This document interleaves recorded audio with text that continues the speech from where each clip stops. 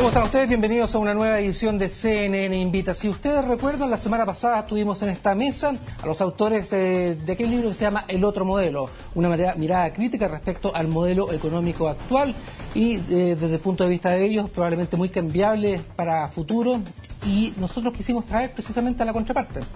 Queremos traer aquí y conversar con algunas personas que defienden el modelo económico actual que ha regido por nuestro país durante ya más de 20 años.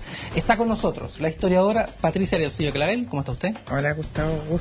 Un gustazo estar aquí contigo. Muchas gracias. También el prosecretario de la UDI, Jaime Belolio. ¿Cómo está?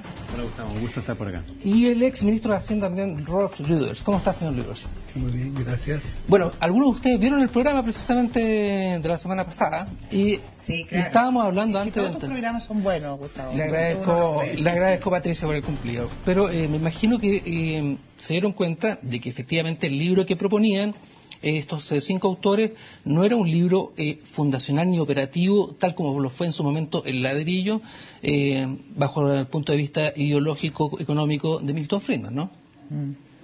Bueno, no sé, Rolf, yo creo que tú...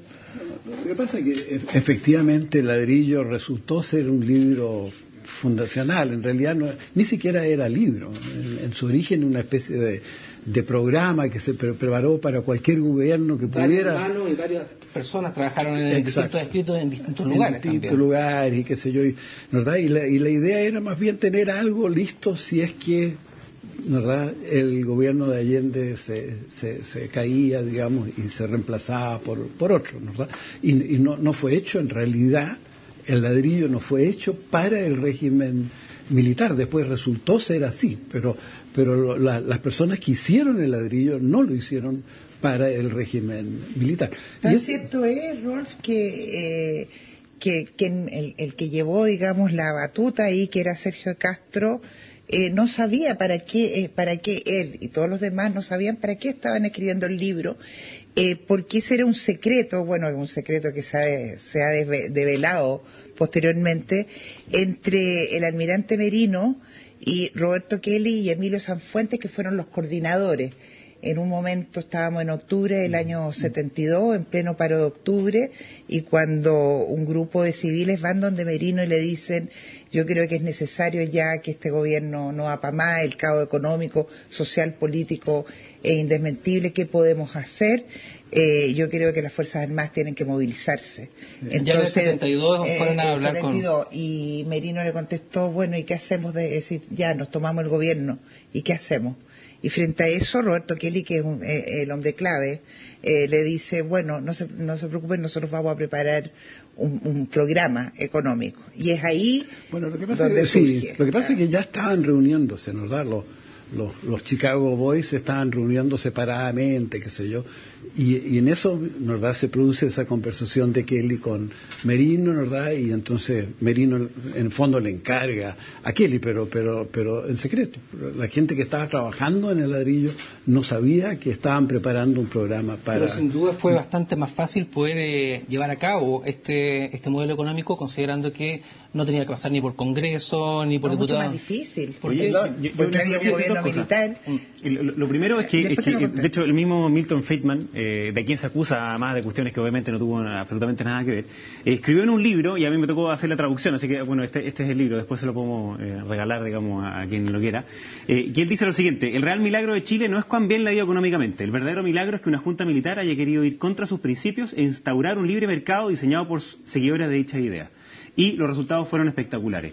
Y ahí empieza él a decir cuáles de esas recetas en el fondo fueron funcionando. Yo creo que una diferencia fundamental con lo que dice el libro del nuevo modelo es que ellos creen más bien en una arquitectura social, en que todo puede ser resuelto por un grupo de iluminados, de burócratas, desde el Estado, desde las mesas, no tengo idea, de la moneda en este caso, y que pueden arreglar la sociedad. En cambio, lo que nosotros creemos es que no existe tal cosa como ese modelo, sino que son las personas en el ejercicio de su libertad las que van a naturalmente atender hacia ese progreso. Y eso es muy potente. Cuando en El Ladrillo lo que uno lee es que se hace un diagnóstico de la realidad, te dicen, mira, están pasando estas cosas, y después cómo podemos solucionarlas, pero no es que haya una arquitectura social, porque eso no existe en el pensamiento de una persona que sigue el liberalismo clásico. Claro, es decir, es contrario a todo el pensamiento liberal. Justamente aquí Jaime te ha dado la respuesta correcta, digamos. Fue difícil porque las Fuerzas Armadas tienen un modelo, primero tienen una estructura de pensamiento estatista, son funcionarios del Estado, creen en el Estado, por lo tanto, que se haya logrado implementar este modelo fue una tarea de un convencimiento muy profundo de parte de sus actores, especialmente de Castro, de alguna manera Pablo Araona y muchos otros economistas.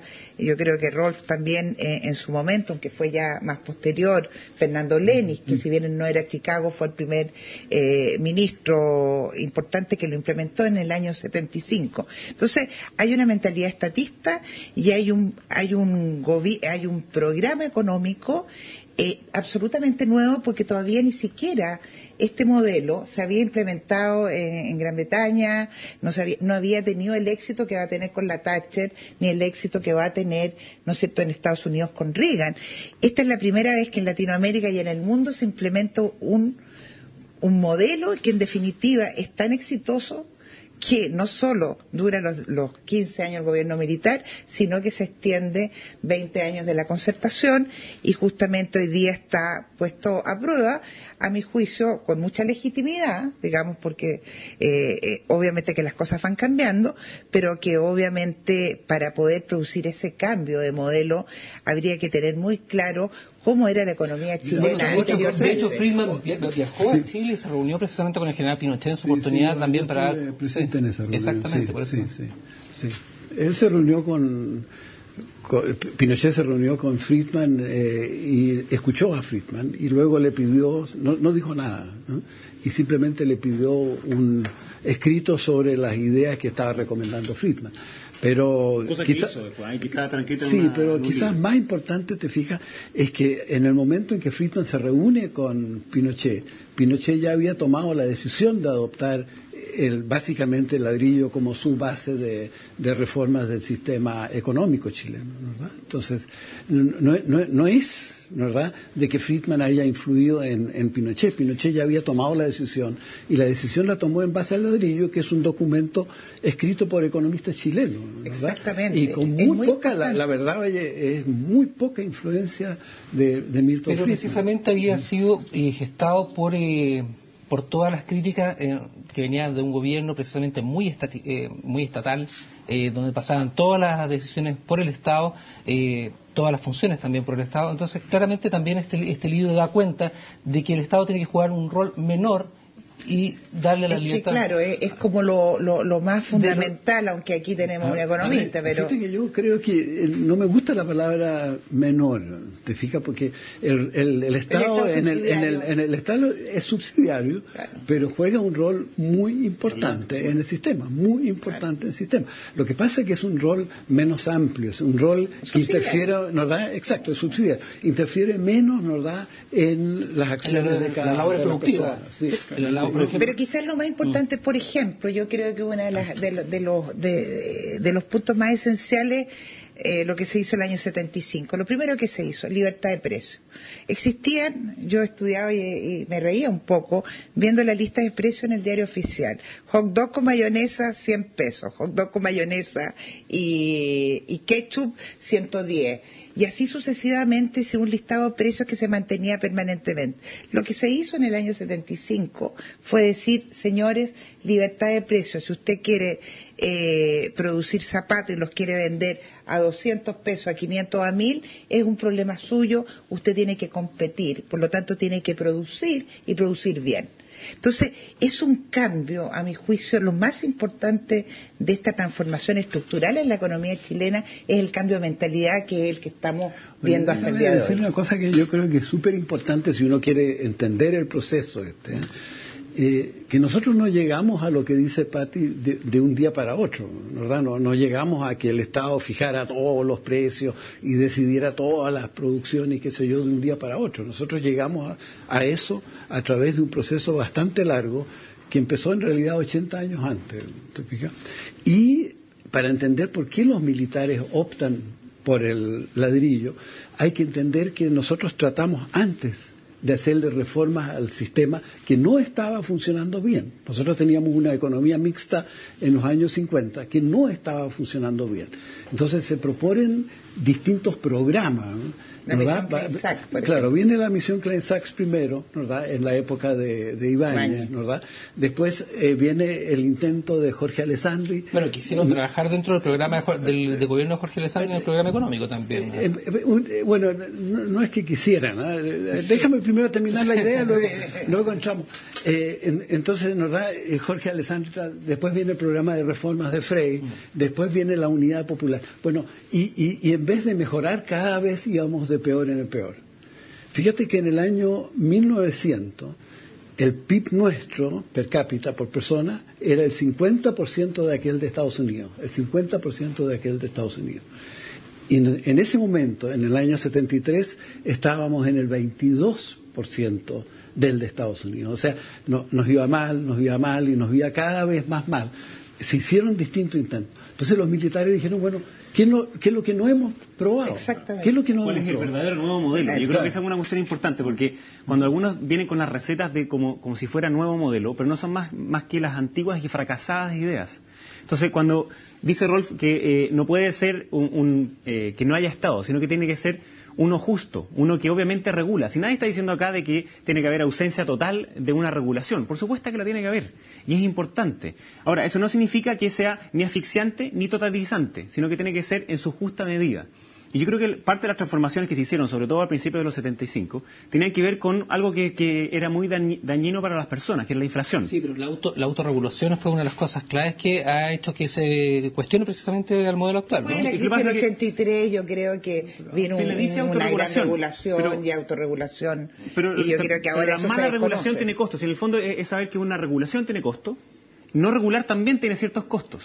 Entonces, en algunos ámbitos, obviamente, en la medida de que van cambiando las condiciones, tú tienes que introducir nuevas regulaciones o sacar nuevas regulaciones. El problema es que si el Estado se empieza a hacer cada vez más gordo, empieza a tener cada vez más regulaciones, terminas por que nadie entienda nada, nadie entienda esas regulaciones, o al revés, algunos se hagan expertos en cómo burlar esas regulaciones. O sea, a mí no me gustan los monopolios ni del Estado ni de los privados. Y obviamente, eso se van a atacar a través de distintas regulaciones. Entonces, el rol del Estado en una economía libre es fundamental. Puedo insertar ahí otra idea, que en Chile y en muchas partes del mundo en realidad se entiende neoliberalismo como una especie de liberalismo extremo, ¿verdad? Y es exactamente lo contrario. En los años 30 se reúnen una serie de economistas, principalmente alemanes, pero también algunos franceses, qué sé yo, con economistas americanos preocupados porque a raíz precisamente de los defectos de un esquema liberal extremo, ¿verdad?, se estaba yendo en Europa, se tendía a ir en Europa hacia un sistema de economía centralizada en extremo. Entonces se reúnen esto y dicen, bueno, lo que hay que hacer es buscar algo de centro, algo que combine las ventajas de la economía libre con la ventaja, ¿verdad?, de la regulación del Estado. Y ese es el modelo neoliberal. Y entonces el modelo neoliberal no hizo crisis este modelo neoliberal, señor Luis, en la crisis norteamericana del año 2009 no hizo crisis Yo pienso que no. Porque no estaba, yo creo era el modelo liberal.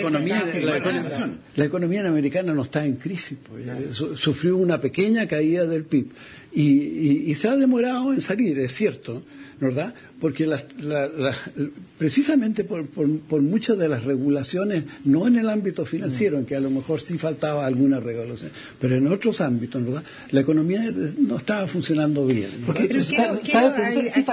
muy corto, te lo quiero preguntar también, porque la gente tiene la percepción de que precisamente este modelo lo que finalmente se traduce en la típica visión que se tiene respecto a él y que mucha gente tiene, que es la política del chorreo. Que justamente quizás lo que quería acotar iba a eso. Fíjate que los grandes adversarios del modelo económico chileno en su primer momento fueron los empresarios. Los empresarios estaban acostumbrados a que el Estado le fijara los precios, que tuvieran una ganancia determinada y que no hubiera competencia. Resulta que se instaura el modelo en un proceso obviamente largo y resulta que esos empresarios empiezan a darse cuenta de las ventajas que tiene competir, pero también de las desventajas que tiene si es que hacen mal su trabajo. Entonces tienen que empezar a competir porque hay una apertura a productos extranjeros que empiezan a llegar a Chile y tienen que competir con las industrias. Yo creo que las textiles fueron las que más sufrieron en un primer momento, pero a lo que voy es que gracias a esa competencia, la que se gestó, digamos, con esta economía de libre mercado, las industrias chilenas pudieron, las buenas, las que valían la pena, pudieron sobrevivir. Y lo mal que pasa hoy día y que es contrario al sistema, al modelo que yo al menos defiendo, es justamente el monopolio. En la medida en que no hay competencia, en que hay monopolio, tenemos un problema con el sistema económico. Entonces no hay ningún liberal, ninguna persona que avale el modelo económico liberal, que no crea en la necesidad de la competencia que esté en contra de los monopolios. Fíjate que ahí puedes entrar al cuento este de que pasó con Alessandri, con Jorge Alessandri, Sergio de Castro y Pierre Lehmann, ¿no? Nos vemos a la última comercial, señor Luis. No sé qué, no se mueva, por cierto, a la pantalla de CNN Chile. Ya volvemos aquí con CNN Invita y nuestros invitados hablando precisamente sobre el modelo económico actual. Ya volvemos. Con Rolf Lewis, Jaime Belolio y con Patricia Arancibia Clavel. Pregunta para los tres. Bueno, aprovecho que te tengo al lado, Pati, va a hacerte el tiro a ti. Sin duda alguna, hoy día está siendo cuestionado. Tú mismo lo planteaste también al momento del inicio del programa. Y es claramente también porque hoy día se han visto muy acentuadas las brechas de desigualdad en este país. Esto es producto, ciertamente, de este modelo económico que tiene que mejorarse, tiene que readecuarse. Es justamente lo contrario. Yo te diría que, bueno, el tema de la pobreza es un tema que marca la historia de Chile y Rolf, que ha estudiado este tema a nivel económico, lo puede ratificar en un minuto más. La pobreza es un tema muy fuerte en Chile en el siglo XX, para qué decir, y justamente cuando se ha producido el gran vuelco, donde hay la primera preocupación, el primero que hizo el mapa de la extrema pobreza en Chile para focalizar el tema fue el gobierno militar, en Odeplan. Fue el primero en el año 74 y creo, si mal no recuerdo, que fue Kass el que lo hizo. Con Sergio Molina.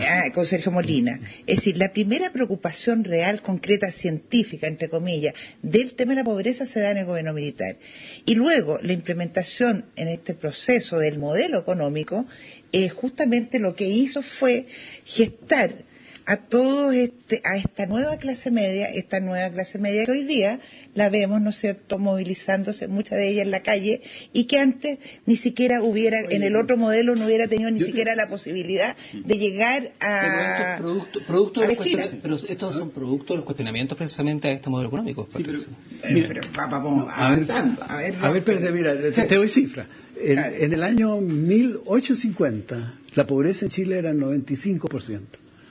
La pobreza en Chile era 90%. Y de ahí ha ido cayendo, y hoy día estamos en 14%, ¿no? ¿Verdad? Y con eso tenemos de los niveles más bajos de pobreza en América Latina. Me parece que solamente Argentina o Uruguay, no me acuerdo, uno de los dos, tiene algo menos de pobreza. Pero básicamente somos el país, ¿verdad? Ahora, entonces, en pobreza el modelo, como le llaman, ha sido tremendamente exitoso, ¿verdad? Por donde lo mires. Eso está claro. ¿Y entonces por qué los cuestionamientos? Entonces, lo que se le está cuestionando ahora no es la pobreza, lo que se le está cuestionando ahora es la desigualdad, que es una cosa totalmente distinta, ¿te fijas? Ahora, si tú miras la desigualdad del ingreso, efectivamente es bastante desigual, del ingreso, de lo que gana la gente. Pero si tú miras la desigualdad después de la acción del gobierno, la desigualdad es mucho menor. Entonces, nosotros estamos más o menos en términos de distribución del ingreso hoy día en la mitad de América Latina. Hay países más desiguales, hay países menos desiguales. Pero eso antes de la acción del Estado. Después de la acción del Estado, nosotros estamos entre los países que tienen la mejor distribución del gasto. Yo creo que aquí pasa algo. Yo creo que en el contexto internacional hay muchas personas que les gusta pegarle mucho a Chile y al modelo chileno por una cuestión particular, que es que ha sido muy exitoso. ¿Por qué? Chile hoy día es el país que está número 1 en desarrollo humano y es el primero, el 1 en América Latina. Entonces uno mira los ejemplos de países que no están muy lejos de nosotros, como Argentina, que el año 1906, 1910 era uno de los 6 países más ricos del mundo y que el año 2000 tuvo el 50% de su población bajo la línea de pobreza. Y hoy día es un sistema que obviamente está lleno de privilegios. No hay ningún sistema que mantenga más privilegios que un sistema socialista, que un sistema donde el Estado es el que avasalla todo. Entonces, nuestro sistema, como decía Rolf, ha significado obviamente la reducción de la pobreza de manera sistemática. Y gracias también obviamente a políticas de largo plazo, que partieron en los años 70 y continuaron también durante los 90, y eso es algo que obviamente hay que agradecer. A mí me pasa muchas veces que voy a algunos foros y parece que soy más de la concentración de todos los que están en esos foros. Algunos se sienten avergonzados de lo que pasó en Chile entre el año 90 y el año 2010, como si fuese malo el que hubiésemos disminuido las tasas de pobreza, el que hubiésemos mejorado tanto el acceso a la educación. Obviamente nos quedan muchísimas cosas por hacer. En desigualdad, ese es uno de los temas. Y si uno mira las distintas generaciones, esa desigualdad se ha reducido. La desigualdad de mis abuelos era mucho más alta, equivalente hoy día a la de los países más desiguales del mundo, Bolivia. ¿Y por qué? Entre otras cosas, por la educación. Ahí había un promedio de 4 años de educación y la brecha de educación entre las personas más ricas y las personas más pobres era muy grande. La desigualdad de mis padres, que nacieron en los años 50, era un poco menor. ¿Por qué? Porque obviamente ya había más acceso a la educación, había más desarrollo humano. Y la desigualdad de mi generación, de quienes nacimos en el año 80, es similar a la de los países nórdicos. Y eso se ve, eso se nota. Se nota que hay un país que además es distinto al que vivieron mis abuelos y al que vivieron mis padres. Las oportunidades son distintas y es una sociedad mucho más líquida. Y eso es gracias, obviamente, en parte a lo que se ha hecho en estos últimos 30 años. Son distintas, sin duda alguna. Hay gente que tiene una oportunidad mucho más que la de los... Lo que digo con respecto a eso, en tema de oportunidades, por ejemplo... En el pasado, una persona que nacía en el 10% más pobre ni siquiera iba al colegio. Entonces, eso está totalmente erradicado en nuestro país.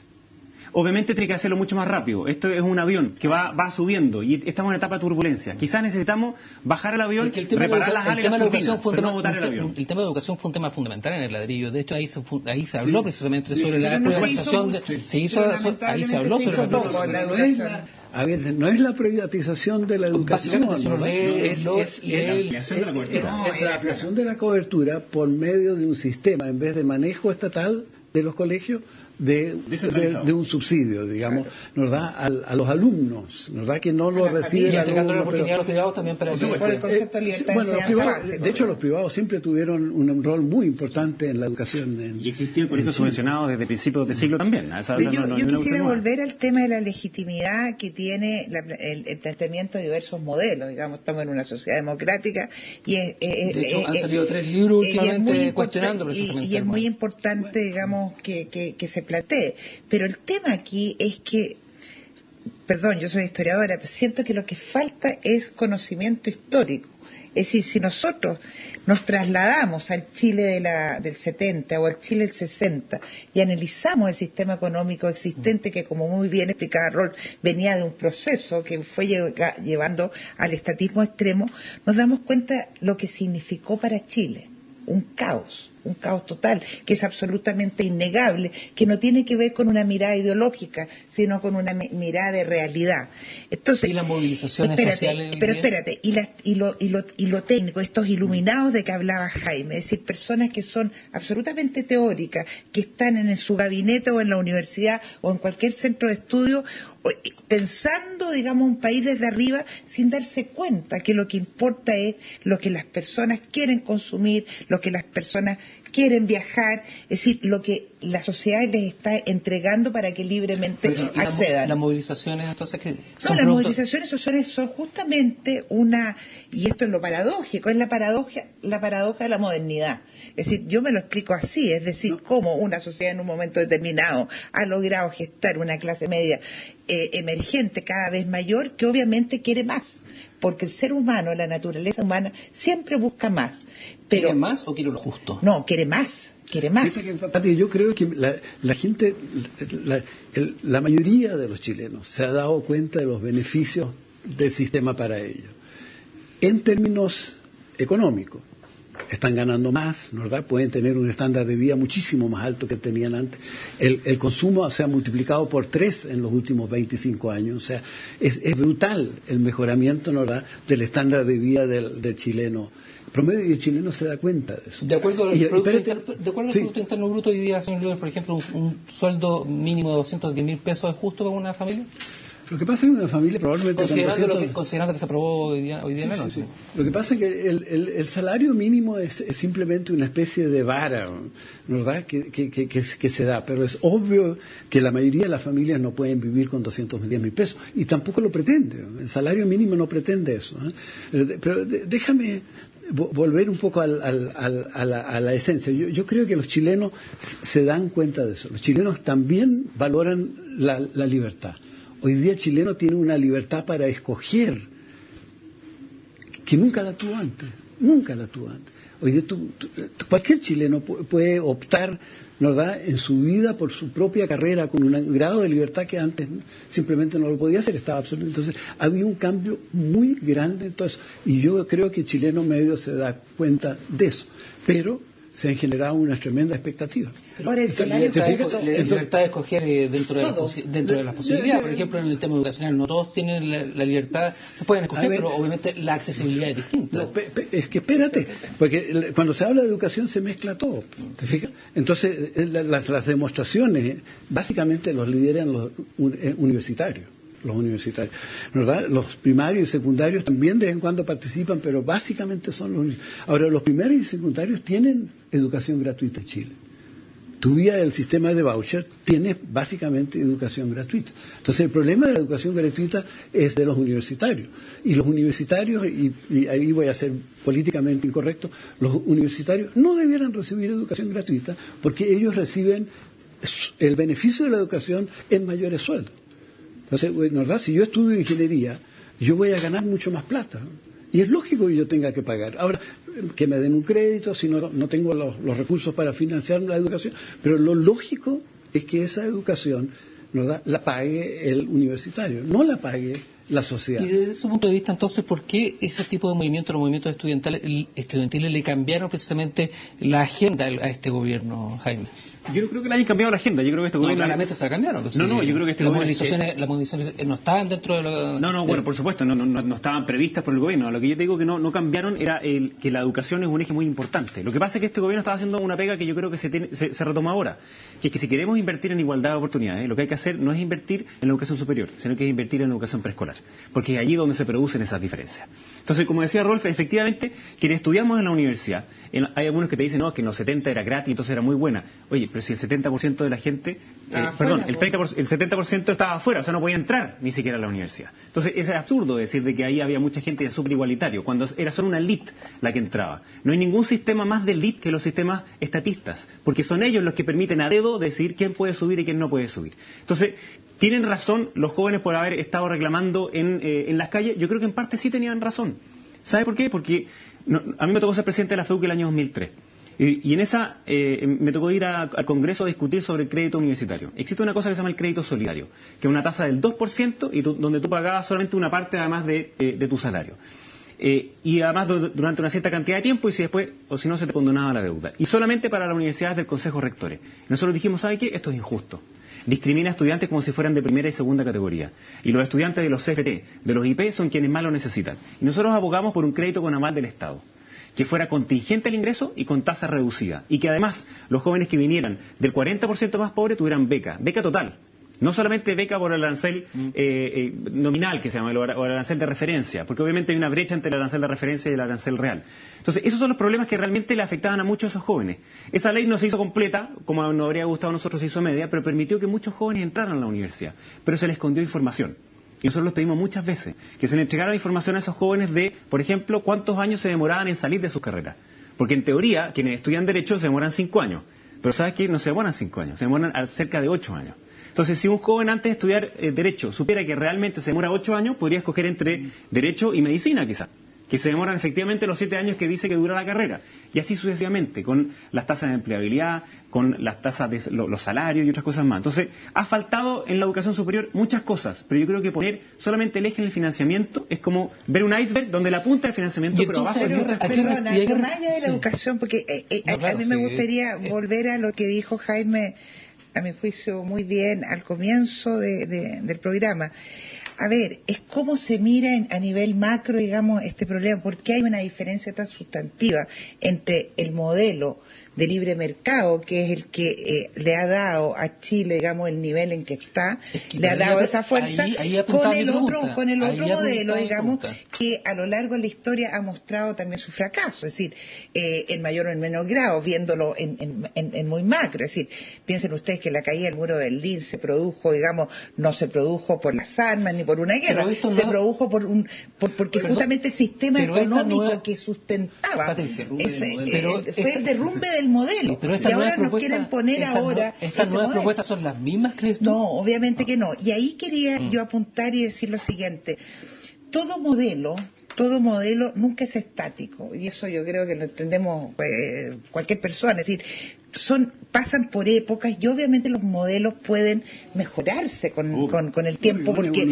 van evolucionando y necesitan. Entonces, aquel que plantee que vamos a mantener un modelo tal cual se gestó en el año 75-80 está realmente muy mal, digamos. El modelo se va adecuando a una realidad, y obviamente este modelo se ha ido adecuando. Eso es el modelo. Como ex ministro de Hacienda, señor Luis, ¿qué es lo que debería ajustarse hoy día a este modelo actual? Bueno, mira, hay muchas cosas, pero una que a mí me parece absolutamente clave, y lo he dicho siempre, pueden ver mis columnas de hace 20 años y decía lo mismo: hay que gastar mucho más en educación preescolar, primaria, digamos, y secundaria. Y ahí, porque es imposible pretender, ¿verdad?, que con, no sé, 90.000 pesos, no sé cuánto es el subsidio actualmente, tú puedas dar la misma calidad de educación de un colegio particular, ¿verdad?, que cuesta 500.000 pesos. ¿Por qué no hacer entonces hay que gastar más plata? ¿Por qué no se gastó más plata? Mira, no me preguntes a mí, porque yo he tratado, digamos, por todos los medios de lograr convencer a la gente que eso es lo que había que hacer. Porque no reditúa políticamente, porque cuando tú gastas en educación, estás en preescolar sobre todo, estás gastando para 15, 20 años más. Entonces, obviamente, políticamente eso no reditúa.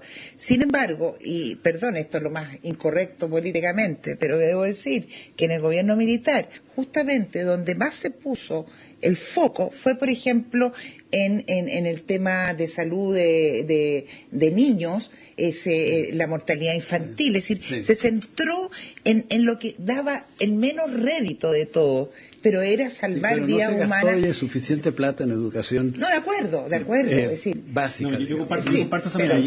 Otra cosa pero más. por eso no se gasta ahora. Mira, yo comparto plenamente eso. O sea, lo que hoy día pasa es que cuando la política se pone solamente a mirar el corto plazo, los problemas de largo plazo no se solucionan. Entonces, el tema de energía está hoy día judicializado. El tema de educación está hoy día entrampado. Los temas de salud hoy día los quieren patear. Porque son temas que no reditúan hoy, sino que son de largo aliento. Ahora, con respecto a lo que estábamos diciendo antes de ese modelo, yo creo que el único modelo que comprobadamente ha fracasado es el modelo totalizante. De hecho, no se conocen historias de personas que se hayan querido escapar de Miami para irse a Cuba. En cambio, se conocen miles de personas que sí han tratado y han muerto en el intento de escaparse de Cuba en busca de la libertad. Y el tema de educación que estábamos conversando recién, lo que sí necesitamos es más dignidad. Y esa dignidad no se da solamente con más plata, sino que ocurre al interior de la escuela, dignificando al profesor, por ejemplo, con el respeto entre los alumnos, el respeto entre el director y los profesores. Y eso nos falta mucho por avanzar todavía. Vamos a ir a una pausa. Eso es cultura, y es lo que falta en Chile. Vamos a seguir hablando, Patricia, vamos a seguir hablando con nuestros invitados aquí en CNN Invita. Luego de esta pausa ya volvemos, sigan la sintonía de CNN, ya volvemos.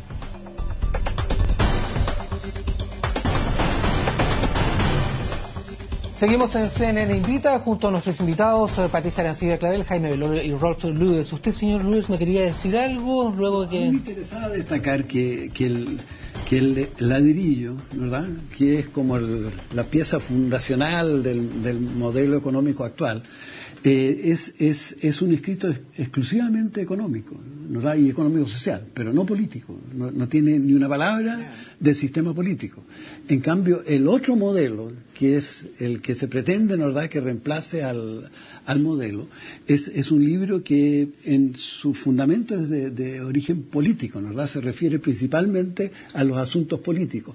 Y en materia económica no propone un cambio importante, ¿verdad? Ellos hablan de 3 ejes, que son las políticas macroeconómicas, las políticas de liberación del comercio internacional y de política industrial. Y dicen que en ese tercer elemento ellos son partidarios de una política industrial más activa. Pero la nacionalización, y yo no sé si es del otro modelo o de las movilizaciones, pero cuando veo yo que de repente aparecen carteles de que empecemos la nacionalización, sí, pero eso no lo propone el otro modelo. Eso no pasa en el libro. No, ciertamente hay propuestas mucho más radicales en la calle, digamos, pero no entre el grupo de intelectuales que yo creo que ese libro va a tener una influencia importante en el programa de la expresidenta Bachelet, ¿verdad? Casi todas las personas que componen, o sea, que escribieron el libro, hoy día participan del comando de Michelle Bachelet. Y a mí me parece súper bien y legítimo que estemos discutiendo además sobre el modelo, porque como te decía antes, yo creo que este es como un avión que estamos sufriendo turbulencias, así como la sufrieron todos los países que están desarrollados, y que a veces hace falta aterrizarlo, ver cuáles son las piezas que están malas, si hay que cambiar el motor o no, pero otra alternativa es, como proponen algunos, botar el avión. Y eso yo creo que sería un error tremendo. Entonces, la mirada de la política industrial selectiva, es decir, yo te digo desde el Estado dónde tú tienes que ir a invertir o no, es una política que en Europa algunos lo quieren hacer, pero también está fracasando. Lo mismo que llegar yo tengo ahí una pequeña diferencia con Rolf, porque yo veo que ellos sí tienen un interés de meterse en lo económico, cuando dicen de que hay que recoger lo público, y lo público está en todo. Entonces, en el fondo, para ellos lo político es lo económico es lo social, es todo lo mismo. Está todo mezclado y no se pueden sacar conclusiones ni si algunas cosas son mejores que otras, a menos de que sea todo normativo. Es decir, todo pasa por la política, sin duda alguna. Ellos te dicen eso, pero te dicen tampoco que no hay ningún análisis positivo. Yo creo que si hay algo que la Escuela de Chicago hizo bien en términos de la enseñanza de la economía, es que tú puedes hacer análisis positivo sobre las cosas que están sucediendo. Es decir, si yo subo el precio, va a pasar esta otra cosa. Ahora, obviamente hay una discusión de qué es lo justo. Y lo justo es obviamente una tesis normativa, que está bien que se elija en lo político, pero es como decirte, mira, dime a dónde tú quieres ir, y yo te voy a decir cómo hacerlo. El cómo hacerlo es una herramienta, y esa te la puede entregar el mercado, te la puede entregar la libre iniciativa, pero el dónde tú quieres ir es obviamente una discusión política en esencia. Cuando nosotros hicimos ese programa respecto al libro del otro modelo, con los autores que estaban aquí presentes en esta misma mesa donde están ustedes, ese mismo día se había entregado un premio que ICARE le entregó por el premio de los 60 años al sistema económico chileno, y entre los que recibieron a la institucionalidad económica. Claro. Muy bien, lo dice usted. Y quienes recibieron ese premio precisamente fue el ministro de Hacienda y también un otro ex ministro de Hacienda, que fue Alejandro Foxley. Entonces, uno creería que efectivamente, este modelo finalmente, o esta institucionalidad económica, está siendo respaldada y fue llevada a cabo exitosamente por un grupo de la democracia cristiana, digamos. Eso está claro. Pero veamos instituciones como el Banco Central, por ejemplo. El Banco Central Autónomo es una institución. Pero eso es un espaldarazo de los interesados, de los empresarios. Es una realidad. Es que yo creo que es simplemente una realidad, y por eso ponía el ejemplo del Banco Central y la autonomía del Banco Central. Pero hacer un premio como un concepto. Pero nadie cuestiona eso.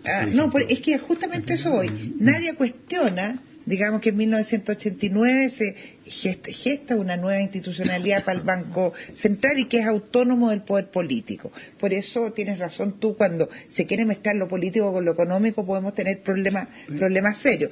Pero en el fondo ese premio que tú señalas es un premio que no es solo de los empresarios, es una realidad, la realidad que el sistema económico que hoy día nos sustenta es un modelo que ha sido muy exitoso, que obviamente tiene falencias como todo modelo, y que lo que hay que hacer es irlo repensando y adecuando a la realidad actual. Y hay quienes se aprovecharon de este modelo y abusaron finalmente también de los consumidores. Pero obviamente, como en todas partes, digamos, como todos los modelos. Casos hemos tenido muchos. Hay varios, pero eso es como... Entonces hay unas falencias que hay que poner ojo. Pero no es culpa del modelo, es culpa de las personas. Me gustaría hacer una pregunta. ¿Tú crees realmente que los estados no fallan? O sea, los gobiernos no fallan. ¿O que las personas no fallan? Los gobiernos fallan. Por eso yo creo los gobiernos fallan todos los días. Usted mismo ha planteado que aquí están en permanente revisión. Claro, pero por eso también tiene que haber fallas en el sector privado. Fíjate, hay fallas en el sector privado, hay fallas en el gobierno, y lógicamente las personas de vez en cuando cometen estafa o cometen fraude o cometen abuso o lo que sea. Y eso no, pero también lo cometen si son funcionarios de gobierno. Porque la gente tiene como una especie ven como en el Estado un Dios. El Estado lo veía, en la práctica. Bueno, yo espero que eso, sí, pero fíjate, cuando pienso que todavía lo ven como un Dios. El gobierno falla. Y falla todos los días y a cada rato. ¿Y sabes por qué falla más? Yo diría que incluso las fallas, los abusos son fallas de regulación. Los abusos son fallas de regulación. ¿Y quién regula? El Estado. ¿Y por qué el Estado falla? Pues ¿sabes por qué? Porque los funcionarios del Estado en el fondo no están cuidando su propio patrimonio, sino que el de todos. Por lo tanto, dejan las luces prendidas para irnos de lo más básico. Gastan y gastan y gastan porque no tienen ninguna conciencia, porque no es suyo. Sienten que no es suyo. Cuando tú estás en tu casa y tenés que pagar tu cuenta de gas o de luz, yo te aseguro que cuando te vas a dormir vas a apagar las luces y te vas a preocupar porque si no te va a salir una cuenta más cara. Y estoy poniendo un ejemplo burdo si ustedes quieren, pero es para decir y para señalar que los funcionarios del Estado, al igual como los funcionarios privados, tienen y cometen muchos errores y obviamente pueden cometer abusos aún peores incluso que el sector privado. Sí, del libro mismo del nuevo modelo, el otro modelo, perdón, que se me confunde con nueva mayoría, otro modelo, que ellos parten de una base de que los individuos somos seres egoístas y que no existe tal cosa como la sociedad en la lógica liberal. Y eso es absolutamente falso. De hecho, algunos van y miran solamente a Adam Smith y leen La riqueza de las naciones, pero se olvidan de que escribió otro libro antes, que se llama La teoría de los sentimientos morales. ¿Y qué es lo que dice Adam Smith ahí? Que es el creador, obviamente, o uno de los impulsores de esta manera de mirar la economía y de manera de mirar la sociedad. Te dice que, mira, las personas somos seres colaborativos, no nos necesitamos los unos a los otros. Y además tiene que existir ciertas bases éticas, fundantes, mínimas, para que funcione este modelo, este intercambio, como por ejemplo la buena fe, como por ejemplo la colaboración. Entonces, obviamente, si esas fallan, obviamente porque las personas cometemos errores, van a ocurrir abusos. Y tú tienes que hacer un sistema como tal que minimice esos abusos y que minimice a quienes sufren por esos abusos. Ahora, tampoco nos perdamos. Quienes más han sufrido por los abusos son los abusos del Estado. Y esos son mucho más grandes y mucho más profundos. Pero el concepto de la naturaleza humana que tiene la izquierda, entre comillas, es la de Hobbes, la del Leviatán. Digamos que justamente son las personas, no son capaces de poder organizarse sola, que tiene que venir este iluminado, papá, digamos, el Estado, el papito Estado que le viene a arreglar la situación. Ese es Hobbes, para decirlo en términos filosóficos, ya que tú sacaste a Schmitt. Y el mundo liberal, digamos, se basa en otra mirada, en la mirada de John Locke y de muchos otros pensadores que obviamente tienen como base fundamental la libertad del ser humano para poder elegir. Y de ahí se desprende otra cosa del libro, que es que yo comparto contigo, que tiene esa visión de, en el fondo, los seres humanos somos seres malos. Entonces, ¿quién puede mejorar la sociedad y quién puede mejorar al ser humano? El Estado. Claro, pero el Estado gobernado por el iluminado. Entonces, por favor. Obviamente no es muy lógico, ¿no? Oye, sí. Fíjate que yo creo que, volviendo al origen de todo este programa, el término neoliberal es un muy mal término, ¿te fijas? Y yo creo que lo que hay que usar, yo creo que lo que hay que usar para la economía chilena, porque creo que realmente lo es el término economía social de mercado. Es economía social de mercado, en que lo que el Estado hace es trata de maximizar el bienestar social, dejando que los individuos, ¿verdad?, actúen libremente en todo lo que no sea contrario a esa maximización del bienestar social. Entonces, yo creo que hay que cambiar el nombre. Sí, si usáramos ese nombre, a lo mejor de economía social. Ese nombre se le ha tratado ahora último porque no, siempre fue economía social de mercado. Viene de muy antiguo. Claro. Lo que pasa es que los opositores o los contrarios a este modelo han querido usar un término peyorativo con el neoliberalismo, esta cosa nueva. Claro, entonces, y bueno, tú sabes que la izquierda en Chile tiene y en el mundo tiene una capacidad de meter, digamos, conceptos y de transmitirlo, pero fascinante, que ojalá se lo quisiera alguien de la centro derecha. La verdad que queda claro Nuestra economía no es extrema, no es la idea esa del liberalismo extremo, no lo es. Tampoco es centralizado, sí, obviamente. Pero lo que sí queda claro es que efectivamente las movilizaciones dan cuenta de lo contrario, que probablemente sí, efectivamente la gente siente de que han sido abusadas por este modelo. Puedo ser políticamente bien incorrecto, pero Ojalá. y lo digo porque yo lo leí en la prensa.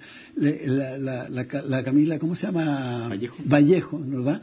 En una entrevista que le hicieron en Brasil, ella dice de que para movilizar a los estudiantes tuvieron que pensar qué es lo que los podría motivar, y la motivación era eliminarles el costo de la educación universitaria. La educación universitaria, incluso en las universidades de matrícula menor, es mucha plata. Entonces es muy atractivo movilizarse para no tener que pagar esa matrícula. Y otra cosa, Gustavo, yo me acuerdo porque yo estaba haciendo clases en la universidad cuando partieron las movilizaciones estudiantiles, y tenían un petitorio, como lo llaman ellos, que era bastante cortito, y tenía que ver con el pase escolar, tenía que ver con el endeudamiento de muchos jóvenes, que tenían toda la razón también para reclamarlo, la calidad de la educación, y también porque querían evaluar a los profesores. Pero casualmente, poquito tiempo después de eso, de que esto tuvo eco en la sociedad, caminaban de la mano con Jaime Gajardo, presidente del Colegio de Profesores, y desapareció la parte que decía que había que evaluar profesores. No obstante ello, el presidente de la República sí los aceptó una reunión con ellos, pero por supuesto, si eso está muy bien, legitimando, por cierto, la demanda. Y eso está muy bien, si había mucha gente que obviamente estaba sintonizando con eso. Y yo te lo digo como hijo de profesora, que yo sé que me está viendo más mi madre. Lo que los profesores hacen es una labor fundamental, pero por lo mismo es que tienen que ser evaluados. No por el CIMSE, tiene que ser evaluado por el trabajo que hacen. Y el trabajo que hacen como profesionales tiene que ser cuánto aprenden esos niños. Eso significa dignificarlo. Entonces, partió esto con esas 4 cosas y después se terminó en otras tantas más. Entonces, no es cierto que las movilizaciones estudiantiles hayan sido un reclamo contra el modelo. Y cuando tú ves que hay personas que te reclaman contra las tarjetas de crédito, no es porque quieran quemar las tarjetas, es porque quieren usarlas. Cuando reclamábamos, muchos, contra las farmacias por la colusión, no era porque nunca más quisiéramos ir a comprar remedio, sino que hacerlo a precio justo. Entonces, no es un problema de que estén reclamando contra destruir el modelo y poner una bomba atómica, sino que es mejorar aquellas cosas que están funcionando mal y que necesitamos hacer Lo que sí queda claro, por ejemplo, señor Luis, usted no me lo quiso responder en su momento, que era que efectivamente hay una desigualdad muy grande en este país, y yo le preguntaba el ejemplo, hoy día se puede, vivir con 210.000 pesos. No, usted me hizo un no, pero lo que pasa es que claramente también lo que genera este modelo también es desigualdad, incluso hasta los salariales. El 90% en una casa. Pero el 99% de los hogares tiene ingresos muy superiores a los 210.000 pesos. Si tú crees que alguien puede vivir con 250.000 pesos o 210.000 pesos, es decir, estamos haciendo una fantasía. Sabemos que no. ¿Y por qué se complica? Entonces, ¿cuál es el salario justo? Entonces, ¿por qué no nos preguntamos cuál es el salario justo? ¿Cómo calculamos el salario justo? El que te alcanza ¿para qué? Para las condiciones básicas de vida, ¿no es cierto? Y eso, ¿tú crees que da para 210.000 pesos? Obviamente que no. Pero ¿qué pasa?